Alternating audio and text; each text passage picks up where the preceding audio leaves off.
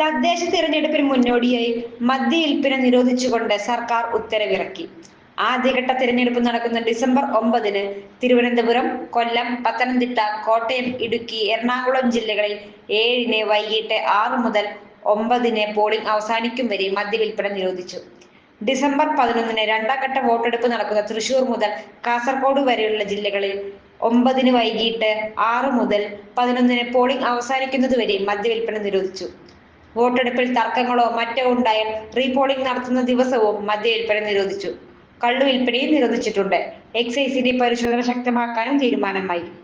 ചുരുങ്ങിയ ചിലവിൽ വീട്ടുമുറ്റത്തൊരു വിളക്ക്, വൈദ്യുതി വേണ്ട, ബാറ്ററി വേണ്ട, പൂർണ്ണമായും സോളാറിൽ പ്രവർത്തിക്കുന്ന ലൈറ്റുകൾ നിങ്ങളുടെ വീടുകളിലോ സ്ഥാപനങ്ങളിലോ എവിടെയായാലും സ്ഥാപിച്ചു കൊടുക്കുന്നു.